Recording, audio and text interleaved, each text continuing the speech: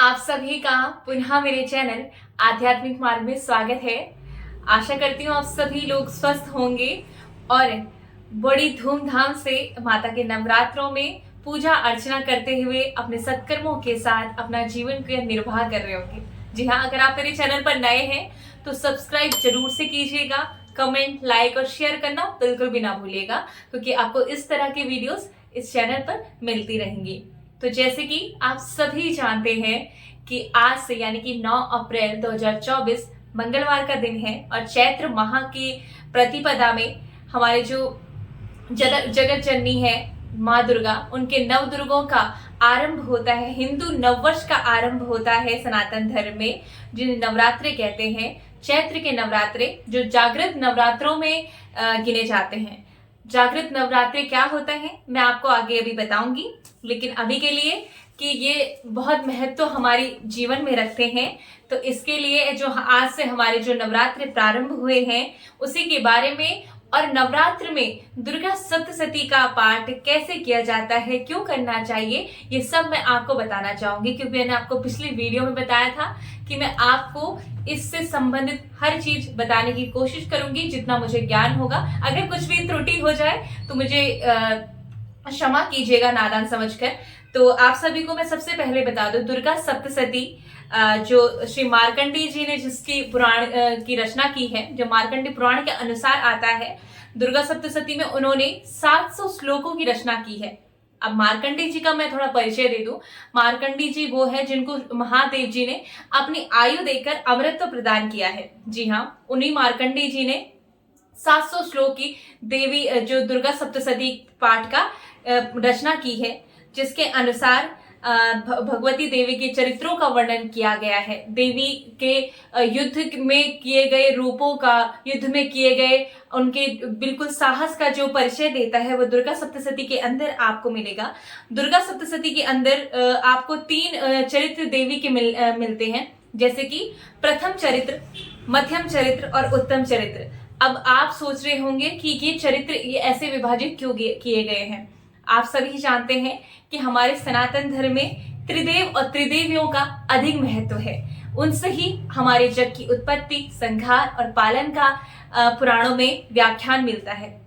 तो इसी तरह जो प्रथम चरित्र है उसमें श्री महाकाली की पूजा की जाती है, जो मध्यम चरित्र है उसमें महालक्ष्मी की पूजा की जाती है, और उत्तम चरित्र में महासरस्वती की पूजा की जाती है। यानी कि दुर्गा सप्तशती जो है वो पूरी तरह इन तीनों देवियों को समर्पित है, त्रिदेवियों को समर्पित है।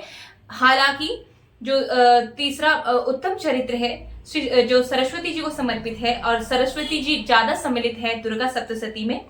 तो इसी प्रकार ये इसका पाठ की रचना की गई है।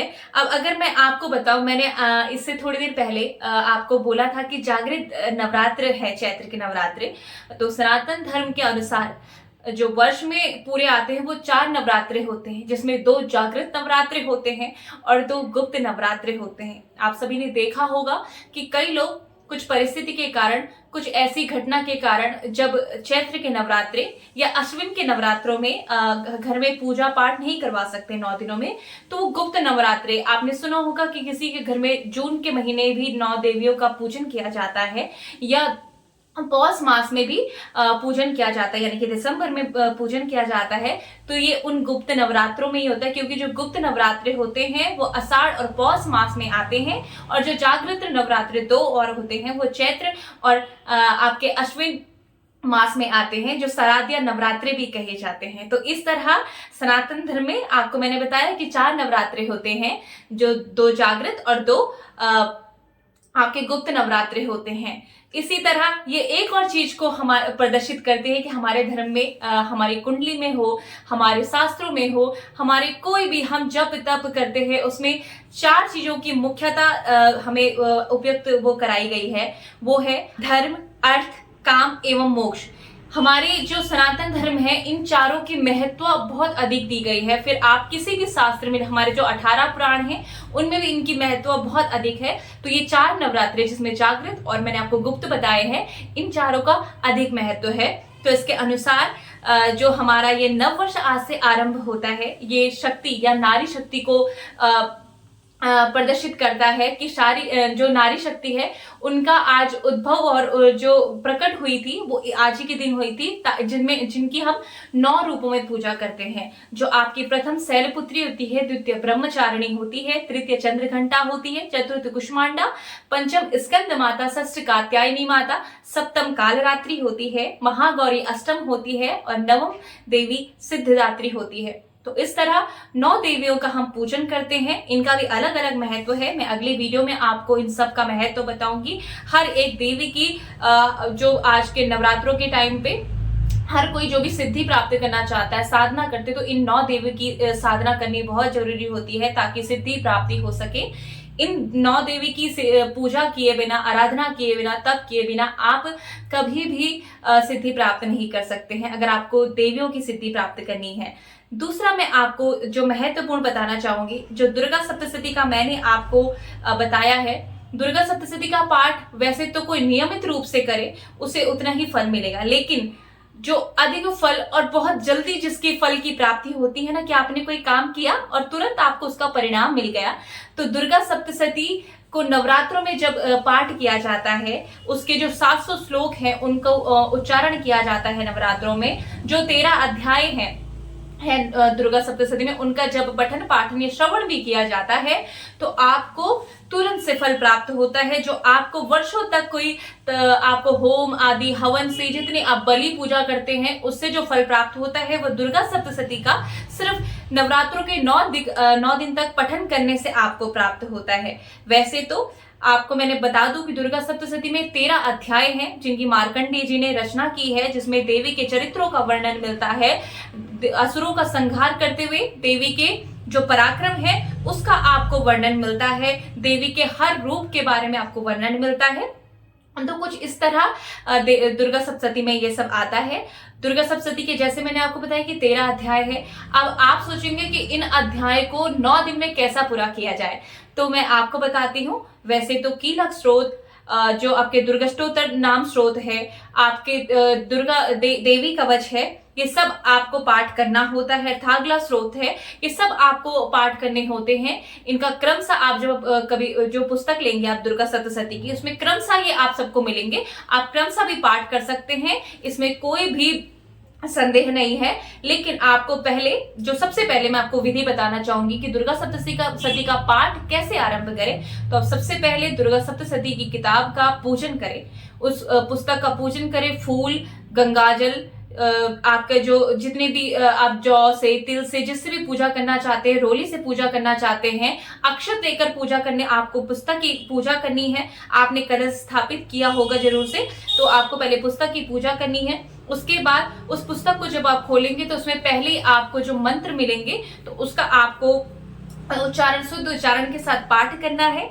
उसके बाद आप जब पूरे दुर्गा स्तोत्र नाम स्तोत्रम करके, और जो देवी कवच है, अर्थाग्र स्रोत, कीलक स्रोत है, आप सबका जब पाठ करेंगे तो उसके बाद जब आप तंत्रोक्तम, देवी सुक्तम सभी का जब पाठ करेंगे तो उससे पहले आपको ओम नमो देवे महादेवे शिवाय सततम नमः नमः प्रकृति भद्राय नियता प्रणतास्मता, इस मंत्र का जाप करके हाथ में गंगा जल लेकर अपने हाथ धुल के फिर हाथ में गंगा जल का संकल्प लेना है। आप जिस भी मनोकामना से, जिस भी इच्छा से आप दुर्गा सप्तशती का पाठ प्रारंभ कर रहे हैं, नवरात्रों में संकल्प लेंगे कि आप इनको इतने दिनों में, जितने दिन का भी आप संकल्प लेंगे उतने में कर लेंगे। वैसे तो नियम अनुसार दुर्गा सप्तशती का पाठ 1 दिन में ही करने की का आदेश दिया गया है हमारे पुराणों में, मार्कंडेय पुराण में।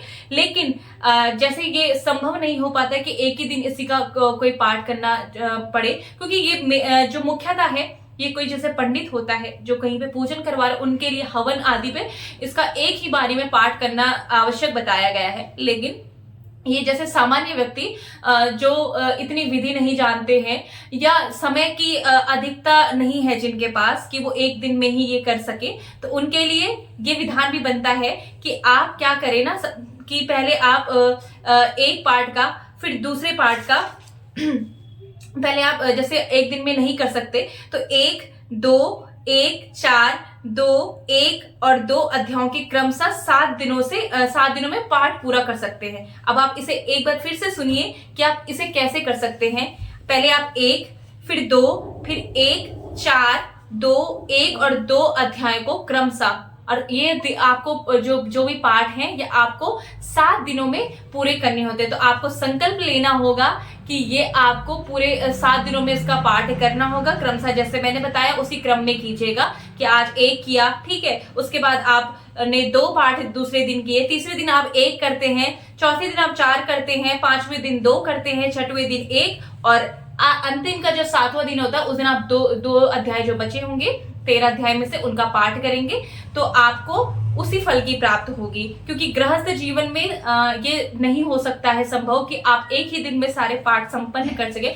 और एक और मैं आपको महत्वपूर्ण बात बताना चाहूंगी, दुर्गा सप्तशती का संस्कृत के में भी अध्यायों का आपको उसमें लिखा हुआ मिलेगा पुस्तक में, लेकिन आप ऐसा नहीं होता है। अगर आप शुद्ध उच्चारण नहीं कर सकते, मैं आपको यही सलाह दूंगी कि आप बिल्कुल भी संस्कृत में पाठ को नहीं पढ़िएगा, क्योंकि अगर आप शुद्ध उच्चारण नहीं कर सकते तो आपको इसके विपरीत भी फल प्राप्त हो सकता है। तो आप हिंदी में आपको नीचे मिलेगा, उसके बिल्कुल अनुवाद किया हुआ है पुस्तक में, हर पुस्तक में अच्छे से अनुवाद किया होता है।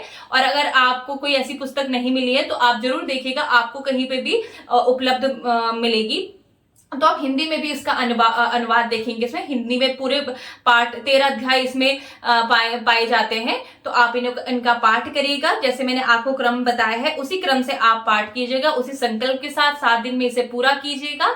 आपको अवश्य ही दुर्गा सप्तशती के पाठ का फल मिलेगा। उसके बाद आखिरी में, पुस्तक के आखिरी में नवाण मंत्र होते हैं, बीज मंत्र होते हैं, और जितने भी आखिरी के मंत्र होते हैं, सिद्ध मंत्र आपको मिलेंगे। आखिरी के 2 पेज जो होते हैं दुर्गा सप्तशती उनमें, उनको जरूर से कीजिएगा, क्योंकि वो सिद्ध किए हुए मंत्र हैं। अगर उनका जाप अगर प्रतिदिन नवरात्र में करते हैं तो आपको अवश्य ही बहुत अच्छा फल मिलता है। देखिए, विधि विधान और नियम का होता है हमारे पुराणों में, और करना भी चाहिए, लेकिन अगर नहीं कर सकते तो क्या किया जाना चाहिए? तो आपके हमारे लिए हर विधान बनाए जाते हैं कि आसानी से हम जो चीजें कर सके, क्योंकि ईश्वर के ही द्वारा सब कुछ रचाया गया है। पुराण हो या कोई भी हो, ऋषि हो, मुनि हो, उन्होंने भी गृहस्थ जीवन के अनुसार भी इनके लिए नियम बताए हैं। तो आप ऐसे करेंगे तो आपको दुर्गा सप्तशती का अवश्य से फल मिलेगा। और नवरात्र में इसके पाठ करने से बहुत ही आपको जो मनोकामना होती है वो बहुत जल्द पूर्ण होती है, जो आप 1 वर्ष तक इसका पाठ करते हैं उसकी तुलना में। तो आप अवश्य से इसका पाठ कीजिएगा, आपके ग्रह शांति होगी। 9 ग्रह से अगर आप पीड़ित हैं, आपको इसमें भी शांति मिलेगी। आपके घर में कलेश चल रहा है, सुख शांति नहीं है, तो अवश्य ही आपके घर में सुख शांति होगी। किसी बच्चे को बार बार नजर लग जाती है, किसी को बार बार बहुत रोग ग्रसित हो रहते हैं, उससे भी आपको अवश्य ही इससे मुक्ति मिलेगी। तो आप जरूर से पाठ कीजिए इसका, और इसी नियम से पाठ कीजिए, इसी क्रम में पाठ कीजिए, आपको अवश्य ही फल प्राप्त होगा। और इसी क्रम में नवरात्रि की आप सभी को ढेरों शुभकामनाएं, फिर से नववर्ष की हार्दिक शुभकामनाएं। नौ दुर्गा आप सभी का मंगल करे। शुभकामना है मेरी कि आप सभी को सुख शांति और सत्कर्मों में आपकी रुचि बढ़े, आध्यात्मिकता में आपकी उन्नति हो। और इसी क्रम में मैं आपके साथ कल फिर एक नई वीडियो के साथ मिलूंगी, और मैं कोशिश करूंगी कि अगर आप पढ़ने में असमर्थ हो तो मैं आप सभी के लिए हर अध्याय का मैं एक पठन करके आपके लिए वीडियोस बना सकूं, ताकि आप सुन सके, क्योंकि इसके श्रवण मात्र से भी आपको फल प्राप्त मिलता है। एक और महत्वपूर्ण मैं यहाँ पे बात बताना चाहूंगी कि जब आप पठन करेंगे तो उच्च स्वर में इसका पठन करें, क्योंकि मंद स्वर में पठन करने से जब आप पाठ करते हैं तो उतना फल प्राप्त नहीं होता जितना उच्च स्वर में होता है। उच्च स्वर में पाठ करने से भी ये तात्पर्य है कि उसमें और जितने भी आपके आसपास जितने भी व्यक्ति होंगे, जब उनके कानों में माता के चरित्र का वर्णन उनको जाता है तो आपको उसका अधिक फल मिलता है। तो आप उच्च स्वर में इसका पाठ करें, और मैं कोशिश करूंगी कि मैं आप सभी के लिए हिंदी अनुवाद में इसका पाठ आपको वीडियो के द्वारा दे सकूं। तो इसी के साथ आप सभी का बहुत बहुत आभार, और स्वस्थ रहे, मस्त रहे और सत्कर्मों में व्यस्त रहे। जय श्री राम, जय माता दी।